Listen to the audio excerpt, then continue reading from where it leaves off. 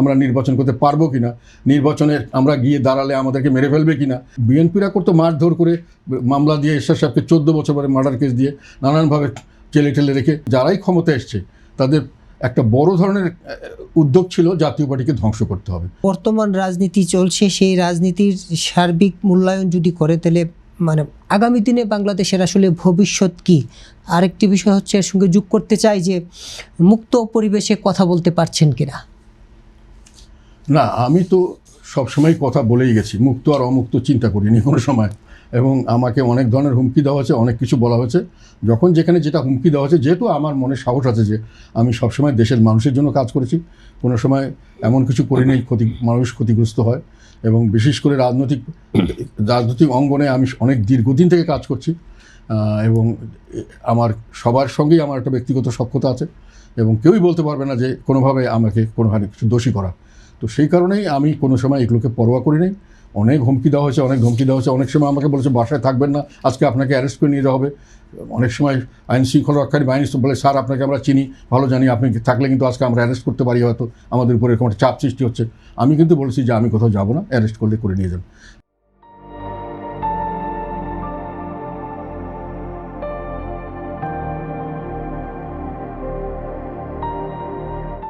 আমার কোনো কিছু এখানে হারানোর ভয় নেই। আমি যা হয়েছে আল্লাহ যতটুকু দিচ্ছে যথেষ্ট। একটা জাতীয় পার্টির কথা, তুমি একটা কথা বললা যে 40 বছর থেকে আছে, এখন খুব 40 বছর থেকে কিন্তু দলটা টিকে আছে।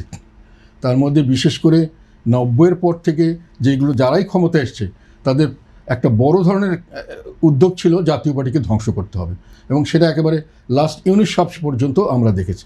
যেই ক্ষমতা এসছে তাদের প্রধান উদ্দেশ্য ছিল যে কোনো প্রক্রিয়ায় জাতীয় পার্টিকে ধ্বংস করতে হবে। একটা বিএনপিরা করতো মারধর করে, মামলা দিয়ে এরশাদ সাহেবকে 14 বছর পরে মার্ডার কেস দিয়ে নানানভাবে চেলে ঠেলে রেখে করতো। আর এখনও তারা ওইসবই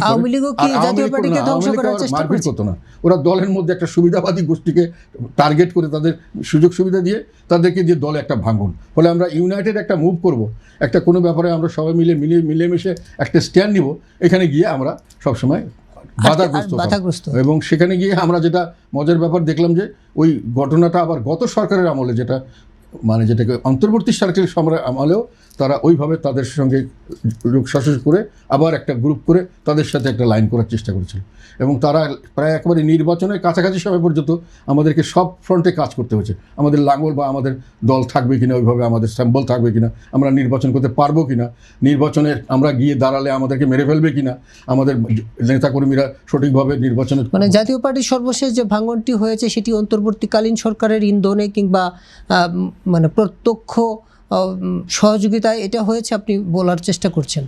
আমি বলার চেষ্টা করিনি। এটা অ্যাকচুয়ালি যারা এটার সম্বন্ধে লিডারশিপ দিচ্ছেন ওনারাই আমাদের যখন বিভিন্ন ধরনের নেতাকর্মীদের সঙ্গে কথা বলেছেন বিভিন্ন লেভেলে, তখন ওনারা এই কথাটি বলেছেন যে আমাদের সঙ্গে সরকারের কথা হয়েছে, সরকারের সঙ্গে আমরা একটা লিয়াজও করেছি, আমরা কাদের সাহেবকে বাদ দিয়ে আমরা দল করব, আপনাদের নিয়ে সকলে মিলে আমাদেরকে অনেক সুযোগ সুবিধা সরকার দিবে, এবং সরকারকে যেটা একটা বড় ধরনের সমস্যা আমাদের দলের অনেকের মধ্যে হয়েছিল, তাদেরকে মিথ্যা কতগুলো মামলা দিয়ে বিভিন্ন হ্যারাস করা হচ্ছে, ওগুলো থেকে উদ্ধার করা হবে।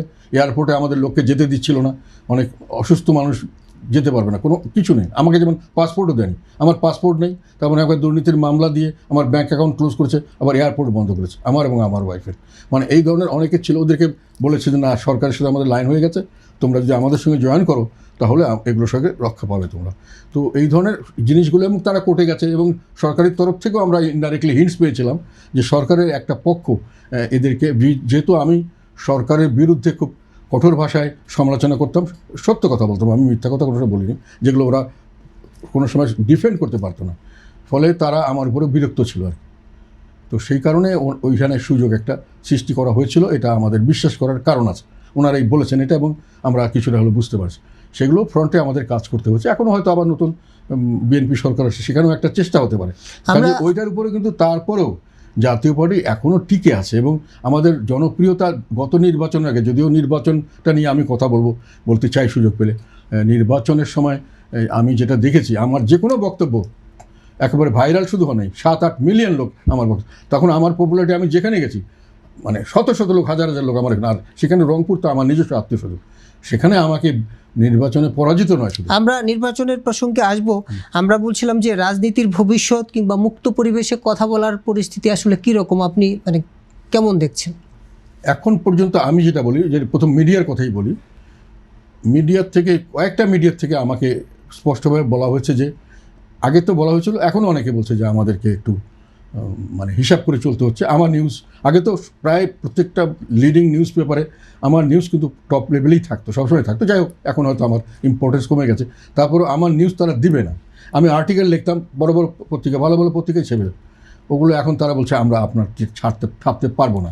তো মিডিয়ার উপরে যে কোনোভাবেই হোক একটা বড় ধরনের অত্যাচার গত সরকারের সময় আছে, এটা এখন পর্যন্ত যে এটা সম্পূর্ণ একেবারে সরে গেছে, এটা আমার কাছে এখনও মনে হচ্ছে না।